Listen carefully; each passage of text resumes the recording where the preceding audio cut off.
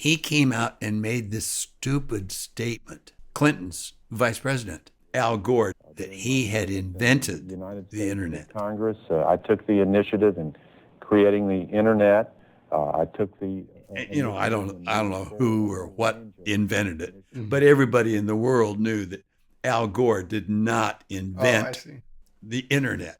And Al Gore is a technical person, a Greenpeace. It was kind of like saying, I made the spaceship that went to the moon.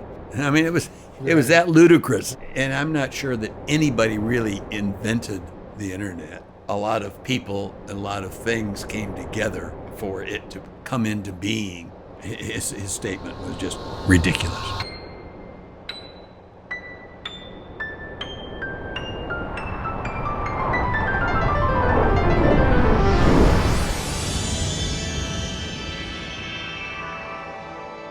Welcome, and thank you for listening to the 8 Decades podcast. I'm your host, Josiah Freeland, and in this mini podcast series, I'm sitting with my grandpa, Steve Freeland, to explore the past 80 years of American history, looking at it from his perspective and sharing a few of his personal stories. In this 4th episode, we're going to dive into the 80s decade, 1980 to 1989. You're going to hear stories about my grandpa trying to balance 4 jobs at once, the invention of the first mobile phone, and a new Coca-Cola product called Coke 2. And those are just a few of the things you're going to hear about in this episode. We're going to start off in 1981. NASA launched its first space shuttle mission called Enterprise. Shooting off space stations or the rockets was becoming pretty common. Mm-hmm. So I don't remember that particular one. I'm sure I knew that it was happening or had happened, but I don't remember giving it any specific thought. In the same year, the first cases of the disease AIDS were reported. I probably heard that it had happened, but at that time, it didn't mean all that much to me or to most people. Okay, so it's a strange illness. I don't think very few people would have thought that it was as serious or to be concerned with any more than a case of measles. Obviously it was, but I don't think at the time that it had much influence or impression on most people. Leading up to the 80s, AT&T grew in power and dominated the entire phone service industry. In 1982, the courts decided that the company was to break up the monopoly. At the time, virtually all phone service in the United States was run by one company, AT&T. And it was called Pacific Bell on the West Coast, Southern Bell for the southern part of the country. I don't remember there were 5 or 6 areas but they were all controlled or owned by AT&T. And the court said, that's a monopoly. You cannot prevent competition. Others can come in and compete. And if they use your phone lines, they have to pay you to do that. But the court said to AT&T, monopoly, even though it's a good product, a good service, you've got to allow for competition. So the courts made them sell off different entities. And that was the beginning of what we have today, of fairly vigorous competition between communication networks. AT&T is still, I'm guessing, is still the leader, still the biggest one. But yeah, I can remember things changing, and I thought it was good. And if I didn't want to use AT&T, I could go to somebody else, some other company, and it probably, in the long run, generated the various communication companies that we have today. Not necessarily the devices, but the structures, the Verizons, the T-Mobile, whatever they are today. AT&T is still the big dog, unfortunately. I don't like AT&T. Oh, really? What carrier do you have? AT&T. Oh, okay. I mean, I don't know. Yeah, it's AT&T. The billing, it's paid off a credit card each month. So I never see it. But Yeah, it's AT&T, because they on my phone they tell me that it's that time of the month, and we're going to charge your account. I get notice from the credit card company, of course. Right. So it's AT&T. And until 3 years ago, or maybe it's been a little longer, I had a landline that was also, well, I think it was Pacific Bell, but it was, I don't know what the relationship it is, but AT&T, I think, owns Pacific Bell. Right. It's a subsidiary or whatever. I was intrigued by how he mentioned he doesn't like the company, yet he still has it. So I followed up with the question of, why don't you like AT&T? Even though it's no longer a monopoly, they still control the market, and they can increase the prices of whatever the service is that you've gotten. And there's not a whole lot you can do about it, because if you want to go to a competitor, depending on what your service is, they'll charge you for the disconnect, and then you have to pay for a connection with whoever you're going with. And when you initially sign up, generally it's for a specific period of time. Yeah. And if you cancel any time during that specific period of time, they charge you. And the competition does it also. But I think it's poor service, and it's just you have no say. They're so big and so controlling, you can't do anything about their service or their prices. It's an attitude that the company has. Your dad helped me get, when I bought the iPhone after Connie had died, and whatever, we were on AT&T at that time. Mm-hmm.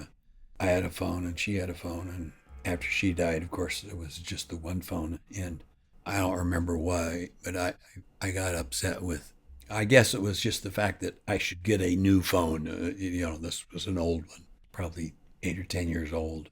And so your dad helped me get a new one with whatever services he thought that I should have, and signed a I think a 2-year contract with AT&T when I bought the phone. And the price was set, the monthly fee was set at that time. Well, here just a year or so ago, all of a sudden, I'm not paying $50 a month. I'm paying $53 a month and some change. And I am assuming that whatever period of time I signed up for had expired.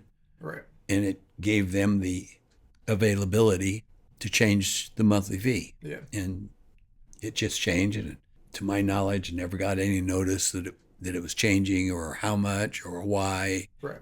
Just all of a sudden, now it's $53.16.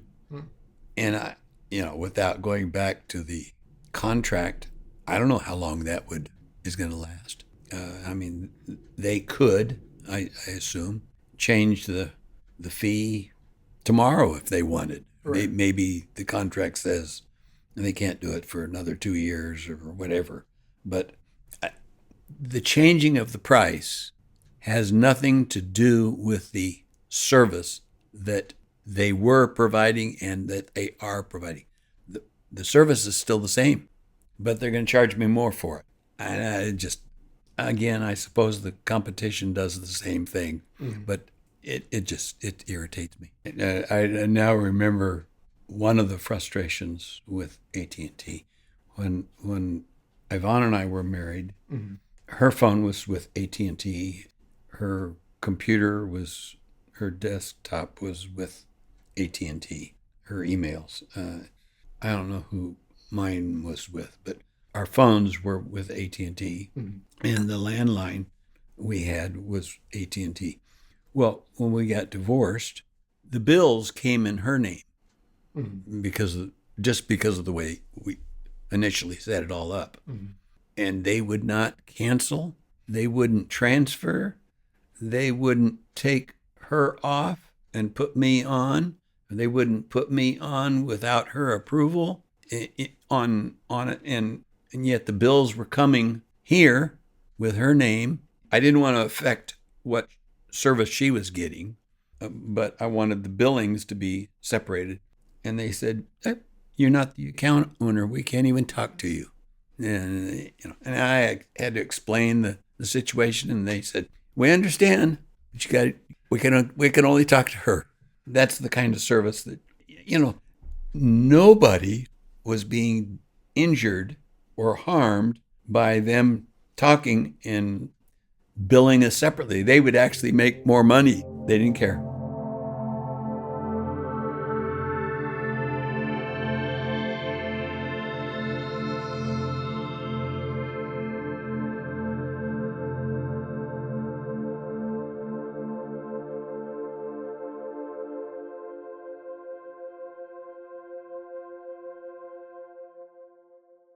My grandpa shared how he had worked 4 jobs at one point in his life. This was his early 40s. 82, 83, 84. Connie pretty much raised the kids at that, in that time frame. Because I was gone for work a lot of times. I was out of town or working long hours. I worked at one point, I had 4 jobs at the same time. 3 equipment leasing companies. And I was liquidating 2 of the companies and did the lawn care, yard work at the church. Okay. Which Connie helped out on occasion, but all 3 of the boys were to come with me on Saturdays and help with the yard work. None of them really liked it. They liked I paid them to help out. 4 jobs at once is a lot, so I asked him how many hours a week he was working. Oh, anywhere from 50 to 80. Oh, wow. In probably 82, I would get up at 5 in the morning. I did this for a solid week. Get up at 5 in the morning. I would be on the road by 6 o'clock or thereafter. I would drive to Atascadero. If you're unfamiliar with Atascadero, it's a small city right outside of San Luis Obispo in California. It's about a 2-hour drive from Fresno, where he lived at the time, and it's a little over 120 miles. And I was repossessing a bunch of irrigation pipe. Mm-hmm. And I would leave there and come home when it got dark. And this was in October. So it was 8 o'clock, thereabouts, before I would get home. And I turned around and do that the next day. Instead of staying over there, and I kept doing it because I thought, well, we'll finish this up the next day. Mm-hmm. Well, we didn't finish it. It drug on for 5 days. I remember the one day I didn't leave there until after picking up the irrigation pipe during the day and loading it onto a truck. We're driving the truck back to where we were storing. We'd have to unload all of it and store it. And the truck only had a tractor trailer, flatbed, and he only had one headlight. And it was at night. I mean, it was dark, and I can remember doing that. So I wouldn't got home until 10:30 or 11 o'clock that night. But I was back the next day at 6. And of course, that whole week, I wouldn't even have seen the kids. Long hours. In that same time frame, I flew to Yuma, Arizona. And every time I flew to Yuma, I probably went there 4 different times. It was overnight or maybe 2 nights. Went to Phoenix once. That was 2 days. Went to Seattle. Went to Montana. 4 or 5 times. Once was for a whole week. Went to Lake Havasu, Arizona. Went to Southern California. I don't know how many times. So I was gone a lot, and some of them, I didn't see the kids for several days. Connie was working then. At that time, she was working from 7 to 3, 7 in the morning to 3 in the afternoon. So if I was in town, I would take Rodney and Mark and drop them off at school, and then I would take your dad to Little Friends Learning Center, which was a daycare there at Friends Church, which is where we were going to church. And then Connie would pick them all up when she got off work at 3 or 3:30. She would pick up your dad at the Learning Center and she had made arrangements for Rodney and Mark to be babysat after they got out of school by a lady that lived just 2 blocks from McCardle Elementary, where they were going to school. And she would pick them up there at 3:30 or 4 o'clock. So the schedules worked out pretty well for us. And then as they got older, Mark and Rodney would come home from middle school, from Kasner, with a neighbor's mother. They lived just 2 doors down from us in Rolling Hills. And Sharon would pick up their son, whose name was Mark, and bring Mark and Rodney home. Mark, and Rodney. Yeah, unless Rodney was running cross country and track. 1 year tried out for the basketball team. So during those times, Connie or I would pick up Rodney from school. Mark would go home with Sharon. Mm-hmm. Yeah. Dang, busy life. Oh, it was busy. It was full of lots of things to do. In 1983, the first mobile phones were introduced to the public by the Motorola company. Yeah, I don't know if anybody ever realized at that time what was happening, what the mobile phone would ultimately become, our little phones that we use today. And the mobile phones, I don't know if it was then or it was a couple of years later, that they would install the mobile phones in your car at a point in time anyway. It was like, well, it was about like the size of your red unit here. He was pointing at and referring to the audio mixer I was using. It was about 5 by 8 by 2 inches. It was the size of a radio, and you had wires underneath your dash, and that didn't last very long because they started perfecting what today is a cell phone. But the cell phones that were then, they were monstrosities. They were big things. Yeah. And they had a long antenna on them, a 6-inch antenna, and it's almost comical today to look back and see what they were and what they've become. Motorola was the big name at that time for this kind of product. Motorola and Apple kind of converged together. Well, not company-wide.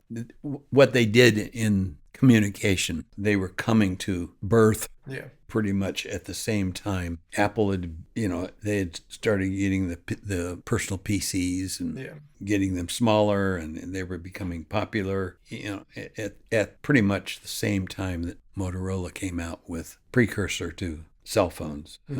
I don't know whatever happened to Motorola. I don't know if they're still around or if somebody gobbled them up, but you don't hear about Motorola today. At the time, they made radios and TVs. And The very first untethered spacewalk happened in 1984. That was a big deal because of the potential tragedy. They're doing something. If the tethering spacewalk was real dangerous, because if something went wrong with the tether, there was no way to save the person that was doing the spacewalk. And then they took the tether away and they did an untethered spacewalk, and it just added to the seriousness of what they were doing. And fortunately, it was successful. I think too that when they did that, it just re-emphasized. It opened up so many doors. Here we could put someone's life at risk and be successful at what they were doing, that it created an opportunity. Well, we want to do this too. There's risk in everything we do, but it's worth the risk when everything up to this point has been successful. I don't remember the specifics, but a lot of the spacewalks then and today, it's to repair or improve something on the outside of the spaceship and I know there have been some precarious circumstances in doing that, but I'm not aware of them ever.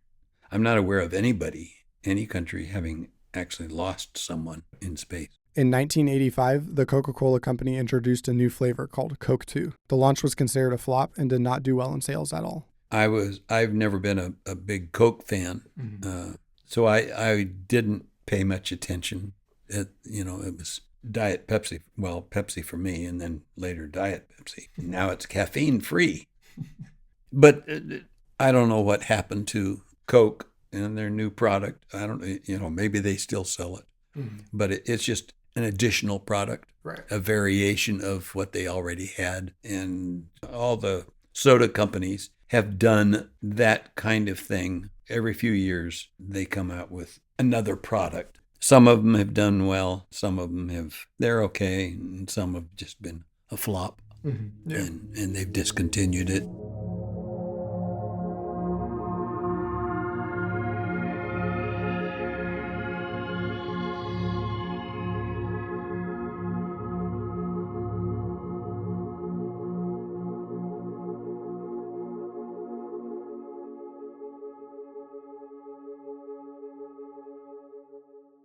In April of 1986, the Soviet Union's nuclear reactor in Chernobyl exploded. It caused a release of radioactive material across much of Europe.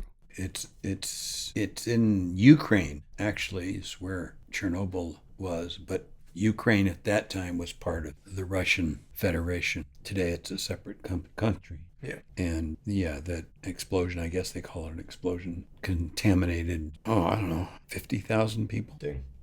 A huge number, and basically prevents living there in that area for many more years. Mm-hmm. I don't know how many more years, but for a long time. Mm-hmm. They've done some things to clean up the area, but it's still restricted area. I don't understand all the nuclear stuff, but they I don't know how long it took them, but they built this huge dome and slid it over the reactor, and it's 3 football fields long, or I don't know how big it is, Right. but it's huge. Yeah. And that's in the Ukrainian war. The Russians took control of that power plant, and there was some concerns about the Russians doing that. The Russians have eventually walked away because I think they realized that they had something that was under their control that they didn't want to have any control of. In the same year, Comet Halley reached the closest point to Earth during its second visit through our solar system in the 20th century. Connie I don't know if Mark and Rodney went with her, but your dad went with her on a particular day, morning. It was going to be over somewhere up in the mountains, up towards Hume Lake. And, they knew about the time that it was flying over that area and that it was going to be a clear night, and drove up early in the morning. I mean, the middle of the night to see it. I didn't go. I don't remember why, but I didn't go. And so at 4 in the morning or 3 in the morning, whatever it was, that was an experience that they would only get to see once. Yeah. And so they went. And hopefully your dad remembers it. But Halley's comes by, every 90 years or something like that? It's on a regular 76-year journey around the sun. That means Comet Halley should return in the year 2061. And just as we were wrapping up recording the episode, my grandpa said this. You missed one very important thing. I did. Of the 80s. All right. In 1986, the Challenger space shuttle exploded, killing all 7 astronauts on board. Huge deal. One of the astronauts, she wasn't an astronaut, she was a school teacher, Krista McCullough. She was the first teacher to go into space. She was the first non-astronaut to go into space. And she was on that flight. And I've forgotten now what caused the explosion, but it blew apart a minute and a few seconds after blast off. And I know specifically what I was doing when it exploded. A man that I worked with at the bank, he and I were going out to Madera County to see a man that owned a trucking business. He was seriously delinquent. He must have owed us, I don't know, several $100,000. And early in the morning, I don't know, 9 o'clock, something like that, we walked up to his front door. He knew we were coming, and we knocked on the door. And he came to the door and said, "Come on in, TV's on, Challenger exploded." And we sat there 2 hours and watched TV for 2 hours. Oh. Never talked to him about his problem loan. It was a sad day. And it delayed. I don't remember what the Challenger was going to do. I don't remember why obviously they were going to circle the Earth, but I don't remember if it was for 1 day or 2 weeks or whatever. But it delayed the space program, I want to say probably a year and a half, maybe 2 years, because, they had to find out what caused it. They had to build another Challenger, another spaceship. I've forgotten what the reason was for the explosion, but I think it was a fairly simple cause. The explosion was caused by the failure of an O-ring rubber gasket seal in its right solid rocket booster. To me, it's amazing. Here, this happens, 43 miles up? 46,000 feet. 46,000 solar years. 9 miles in the air. This thing disintegrates and falls into the Atlantic Ocean. Mm-hmm. They're able to recover parts of it from the bottom of the ocean and what might have floated, and they're able to do that, and through various things, they're able to determine what caused the problem. I don't know how big these O-rings are, but I'm assuming that they're fairly sizable for them to, and the O-ring wouldn't be connected to any computer, but the computer probably knows how much, was it oxygen or whatever, went from the oxygen tank into this other tank that the O-ring separate. They probably know that the computer probably knows that it was releasing too much, too fast, too slow, not fast enough, whatever. But them to be able to put all these components together and determine, well, this is probably what caused it. Sometime in the last year or two, somebody found something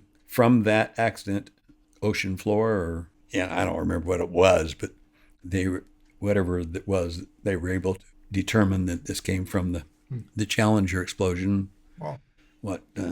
35 years ago or whatever. Yeah. Anyway, that was one of the big things of the 80s.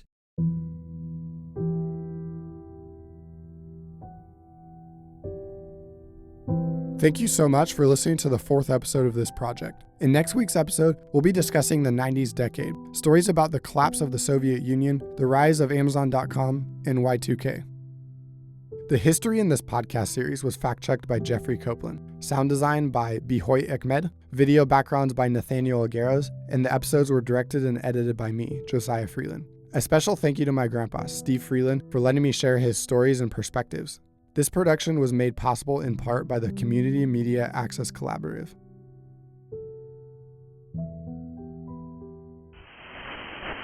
There still exists, even in 1999, a general state of either denial, complacency, or even apathy about both the reality and the potential effects of Y2K. And unless we appreciate what may occur, we may not be ready, either individually or as a civilization.